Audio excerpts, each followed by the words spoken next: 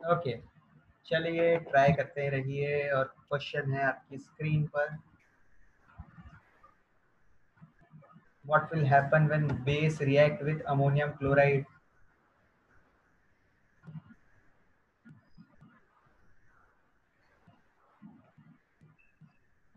ये काम करोगे तो दूसरा काम दूंगा।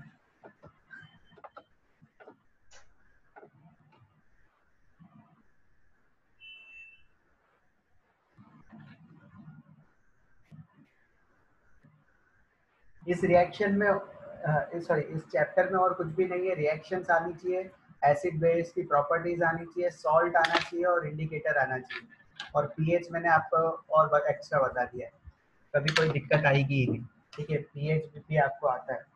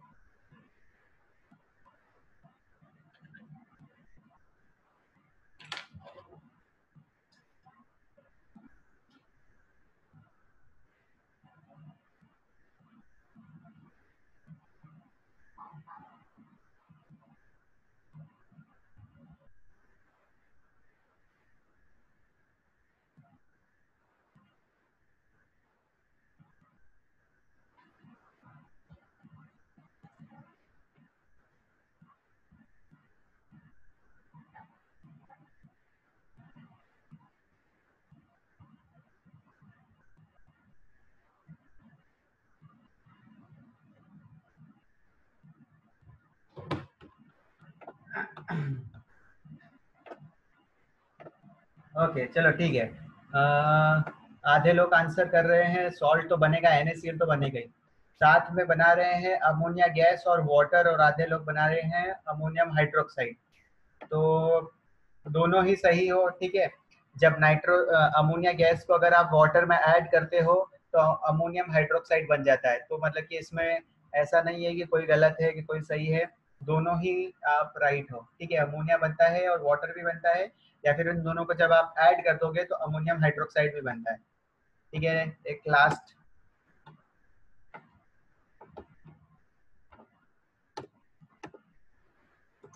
Calcium hydroxide, ammonium chloride.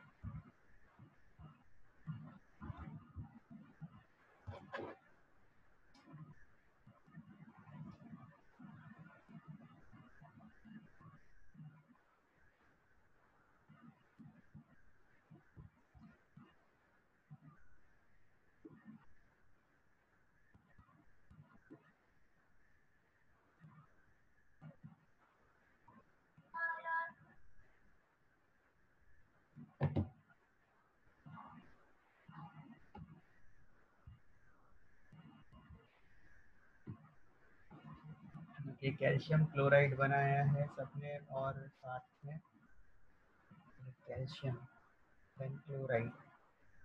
ठीक है, अमोनिया और वाटर। ठीक है, ठीक है, राइट है।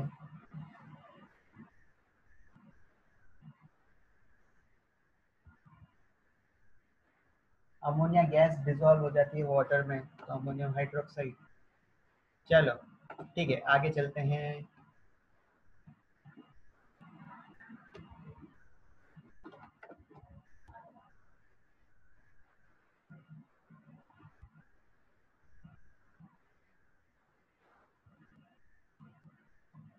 कहाँ थे? अच्छा, यहाँ तक हो गया था।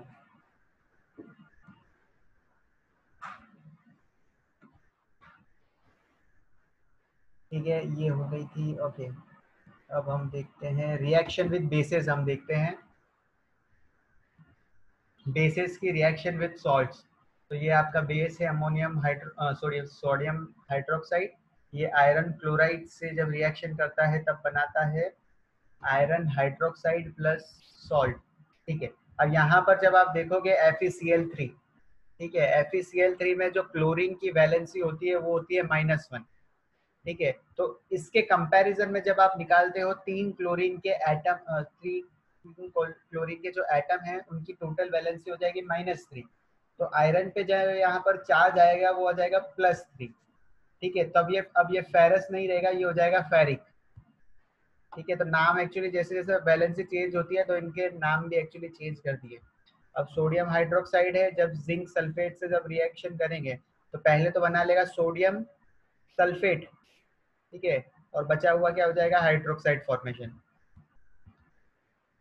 ठीक है, बेस के यूजेस देख लेते हैं नॉर्मली क्या कहाँ कहाँ क्या क्या यूज होते हैं। तो NaOH जो सबसे ज़्यादा हम यूज़ कर रहे हैं बार बार, NaOH और पोटेशियम हाइड्रोक्साइड KOH, तो इनका यूज़ जो आता है वो NaOH तो हम यूज़ करते हैं जितने भी, जैसे कि बाथिंग सोप होते हैं ना, निरमा साबुन, जो जितने भी साबुन होते हैं वो उसमें यूज़ करते हैं हम सोडियम हाइड्रोक्साइड। ठीक है, पेपर के फॉर्मेशन में भी हम यूज़ करते हैं सोडियम हाइड्रोक्साइड। और हर जितने भी केमिकल्स हैं, ये जैसे एसिड हुआ, बेस हुआ, हम यूज करते हैं रीजेंट इन द लेबोरेटरी। ठीक है, रीजेंट मतलब कि हम लेबोरेटरी में एक दूसरे से क्या करवाते रहते हैं, रिएक्शन करवाते ही रहते हैं कुछ नई चीज, फॉर्मेशन ऑफ न्यू प्रोडक्ट्स के लिए, तो रीएजेंट एज अ हम लेबोरेटरी में यूज करते ही हैं। फिर KOH आप कहाँ यूज कर सकते हो, तो same as manufacturing of soap, paper soap में यूज कर सकते हैं, और एल्कलाइन बैटरीज में। ठीक है, इनका कुछ ऐसा स्पेशल यूज नहीं है, लेकिन जिसका स्पेशल यूज है वो चलो ठीक है नीचे देख लेते हैं। मैग्नीशियम हाइड्रोक्साइड सबको दिख रहा है। ठीक है, magnesium hydro yes sir. Magnesium hydroxide जो आपका है बच्चों, वो एंटासिड में यूज कर सकें। ठीक है, एंटासिड क्या होता है, अगर आपको एसिडिटी ज़्यादा हो जाती है, जो आप इनो लेते हो तो उसका कंपोजिशन आप चेक करना। ठीक है, तो जब भी एसिडिटी ज़्यादा हो जाती है पेट में, तो इनो वगैरह जैसे सब्सटेंस लेते हैं, उसमें क्या होता है, मैग्नीशियम हाइड्रोक्साइड बेसिक नेचर होता है, तो वो न्यूट्रलाइज कर देता है हमारे जो पेट में अगर एसिडिटी ज़्यादा हो गई होती है। ठीक है, और इसमें ठीक है देख लेते हैं, aluminium hydroxide fire and extinguisher में यूज कर सकते हैं एज अ फोमिंग एजेंट। ठीक है, मतलब बहुत सारे झाग बना देता है, फोम बना देता है। अमोनियम हाइड्रोक्साइड कहाँ यूज कर सकते हैं, तो ग्रीस रिमूव करने के लिए क्लॉथ में से हम यूज करते हैं अमोनियम हाइड्रोक्साइड। इम्पोर्टेंट तो मैंने आपको बता दिया है, आपको एग्जाम में एंटासिड ही पूछते हैं, बाकी तो इतना इम्पोर्टेंट अभी तक कुछ। सोडियम कार्बोनेट कहाँ यूज कर सकते हैं, डोमेस्टिक पर्पस में और परमानेंट हार्डनेस रिमूव करने में। चलो ठीक है, नॉर्मल ही चीज़ है ये, एक्चुअली इतना कुछ देखने लायक तो नहीं है, बस थोड़ा थोड़ा सा ध्यान दिमाग में रहना चाहिए। एसिड और बेसिस में कंपैरिजन बता रखा है, acid sour in taste, basic bitter in taste. Acid में H+ आयन होता है, बेसिक में OH- आयन होता है। लिटमस पे क्या इफेक्ट होता है वो लिख रखा है। एसिड एक्वस सॉल्यूशन में इलेक्ट्रिसिटी कंडक्ट करते हैं, बेसिक भी कंडक्ट करते हैं ड्यू टू देयर आयंस। ठीक है, ये एसिड रिएक्ट करते हैं मेटल्स के साथ तो हाइड्रोजन गैस मिलती है। ठीक है, बेसिस में क्या लिख रखा है, ये does not react with metal except, okay, सिर्फ जिंक, एल्यूमिनियम और टिन ही बेस से रिएक्ट करते हैं, बाकी मेटल्स बेस से रिएक्ट ही नहीं करते हैं।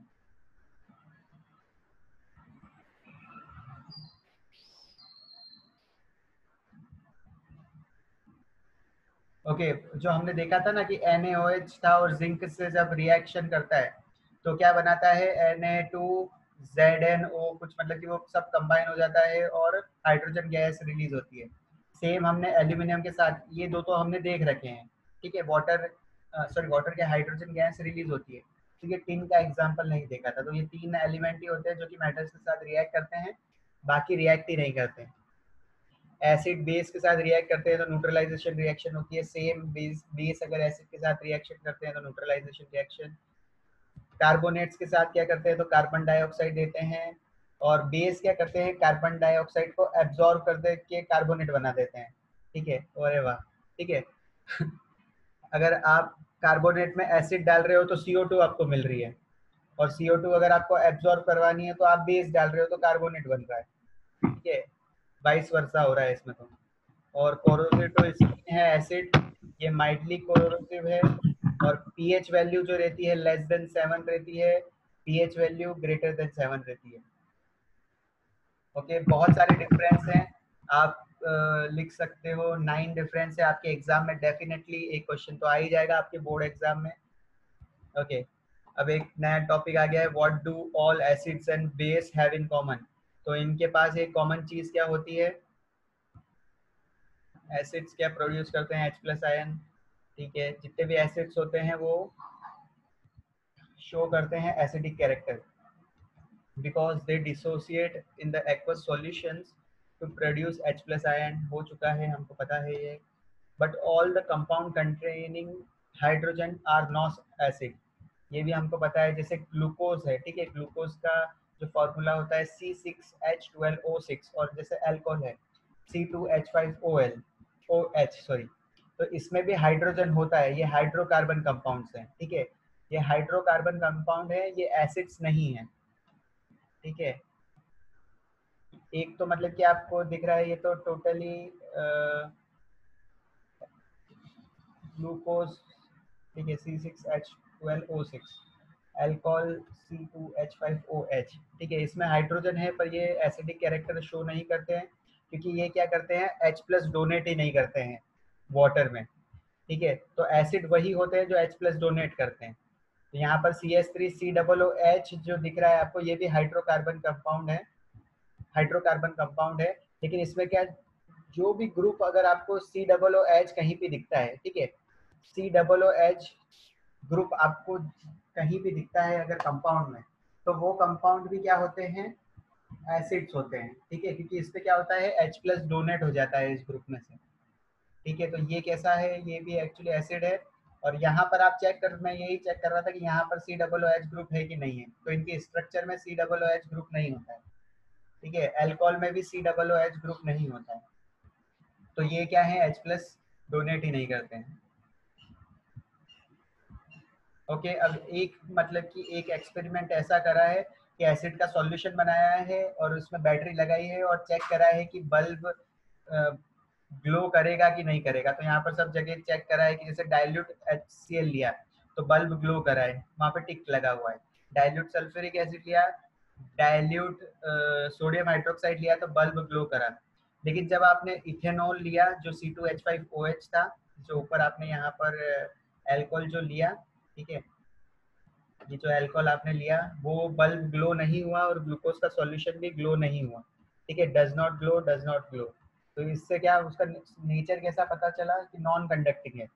तो कंक्लूजन क्या था कि एसिड और बेस के पास दोनों क्या है, गुड कंडक्टर ऑफ इलेक्ट्रिसिटी है, और ग्लूकोज और ethanol non conductor of electricity है। तो इन दोनों के बीच में कॉमन क्या होता है, एसिड में होता है OH minus, sorry H plus होता है, और बेस में होता है OH माइनस।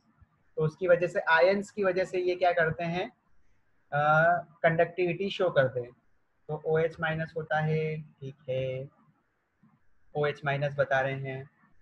ठीक है, ये अब क्वेश्चन हम एक साथ बाद में देखेंगे।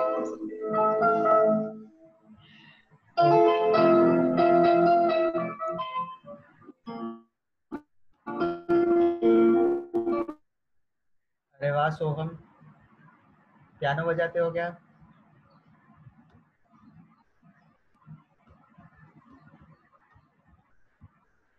ओके, फिर चलो ठीक है, क्वेश्चन हम बाद में ही देख रहे हैं। तो अब कितना बाकी है रे? Okay, how strong are the acid and base. तो ये तो एक्चुअली हमने जो कौन कितना ज़्यादा स्ट्रॉन्ग है, तो ये पता पड़ता है उनकी पीएच वैल्यू पे। जिसका जितना ज़्यादा पीएच होगा वो उतने ज़्यादा स्ट्रॉन्ग होंगे। तो पीएच स्केल फिर हमने देखी थी, पीएच क्या होता है, तो ये देखो आपको पीएच स्केल दिख रही है। ठीक है, अब यहाँ जो ऊपर आपको दिख रहा है 10⁻⁻1, 10⁻², 10⁻6, 10⁻7, 10⁻14 तक, तो ये है हाइड्रोजन की कंसेंट्रेशन। उसको ही हमने लिख दिया negative log of H plus ion, तो उसकी हो गई 0 से लेके 14 तक वैल्यू। ठीक है, यहाँ पर एसिडिक कैरेक्टर बढ़ता है, अगर जैसे जैसे पीएच कम होता जाएगा तो एसिडिक कैरेक्टर इंक्रीज होगा। जैसे जैसे पीएच बढ़ता जाएगा, ठीक है, राइट साइड में 7 से ऊपर, तो बेसिक कैरेक्टर इंक्रीज हो जाएगा, बेसिसिटी बढ़ती जाएगी, बेसिक नेचर बढ़ता जाएगा। ठीक है, ओके। ये बता रखा है एक सॉल्यूशन कब न्यूट्रल होगा। तो न्यूट्रल तब होता है जब H प्लस आयन की कंसंट्रेशन बराबर होती है OH माइनस आयन की कंसंट्रेशन के बराबर, तब वो सॉल्यूशन होता है न्यूट्रल। ठीक है, अगर H प्लस की कंसंट्रेशन ज्यादा है in comparison to OH minus ion की कंसंट्रेशन, तब हम कहेंगे सॉल्यूशन कैसा होगा, एसिडिक होगा। अगर OH माइनस की कंसंट्रेशन ज़्यादा है in comparison to H plus, तब हम कहेंगे सॉल्यूशन होगा बेसिक या अल्कलाइन। तो सबसे देखो, आप देख सकते हो कि कुछ नॉर्मल वैल्यूज बता रखी है। तो हाइड्रो कंसंट्रेटेड HCl की वैल्यू होती है 0, डाइल्यूट हाइड्रोक्लोरिक की वैल्यू होती है 1, सोडियम हाइड्रोक्साइड कंसंट्रेटेड की वैल्यू होती है 14 और डाइल्यूट की वैल्यू होती है 30। ओके, फिर सिट्रिक एसिड हमने देखा था, उतना ही दे रखा है। सबका अलग अलग कुछ बता रखा है कि ब्लड का पीएच क्या होता है। तो ब्लड बेसिक होता है 7.4। कॉफ़ी कैसी होती है, तो कॉफ़ी होती है एसिडिक। ठीक है, सॉफ्ट ड्रिंक्स जो आप पीते हो वो भी कैसी होती है, तो पीएच वैल्यू 6 बता रखी है, तो मतलब वो भी एसिडिक है। ठीक है, तो बेसिक चीज़ें क्या है जो हम ले सकते हैं। ओके, वॉशिंग सोडा जो होता है, कपड़े धोने का पानी, वो होता है बेसिक। Sir toothpaste. टूथपेस्ट कहाँ दिख रहा है? ओके, टूथपेस्ट, हाँ बेसिक टूथपेस्ट। और तो यार बेसिक बहुत कम है यार इस टेबल में।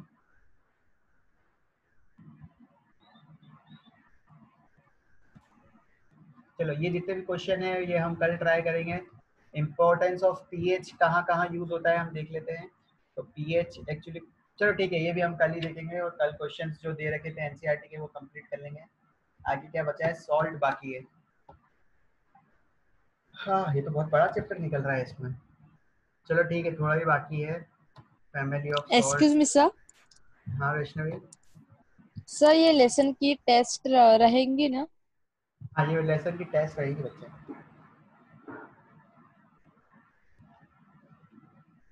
क्यों, ऐसा क्यों पूछा, नहीं रखवाना टेस्ट?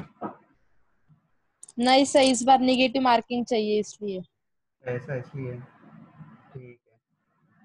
पर मैं नेगेटिव मार्किंग जैसे कि मैं दूंगा ना, तो मैं फिर पेपर बहुत टफ रखूंगा। ठीक है, नेगेटिव मार्किंग का क्राइटेरिया थोड़ा और अलग होता है, पेपर और टफ आता है, ताकि अगर जो चीज़ आपको नहीं पता है वो नहीं आप अटेम्प्ट करो। ठीक है, और यार ये तो चैप्टर बहुत अच्छा है और डिटेल में बहुत सारे ये आपके एक्चुअली क्वेश्चन वाइज पेपर है। ये तो ये देखना ज़रूरी है। चलो ठीक है, कल हम कंप्लीट करने की कोशिश करेंगे। ओके, सॉल्व्स बाकी है। सेशन में यही फाइंड अप करता हूँ। कल मिलते हैं बच्चों। अरे नोट्स कंप्लीट हुए कि बाय नहीं? सर। नोट्स कंप्लीट हुए कि यस नहीं? सर। Yes sir. ईमेल करा मुझे? Yes sir. No sir. Okay, email करो। वो प्रेजेंटेशन पीपीटी और मैंने आपको भेज दी है। ये तो एक्स्ट्रा जो भी इम्पोर्टेंट चीज़ें हैं ना, मैं आपको इस पीपीटी में से बताते जा रहा हूँ कि जो जो आपको पढ़ने की है, कुछ एक्स्ट्रा है वो। ठीक है, और मेरे को एक्चुअली जो चीज़ इम्पोर्टेंट है मैं आपको इसमें बताता जा रहा हूँ। जो नॉर्मल चीज़ हमने वहाँ पढ़ी है वो हम इसमें डिस्कस ही नहीं कर रहे हैं, उसको मैं एस्केप करता जा रहा हूँ। ठीक है, चलो ठीक है, bye bye everyone. Bye bye sir. Sir. Bye sir. Bye sir. Bye bye. Bye sir. Bye sir.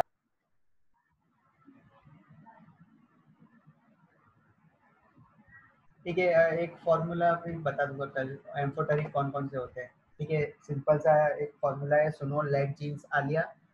ठीक है, तो उससे याद हो जाएगा कौन एम्फोटेरिक है, क्षितिज। चलो ठीक है, बाय।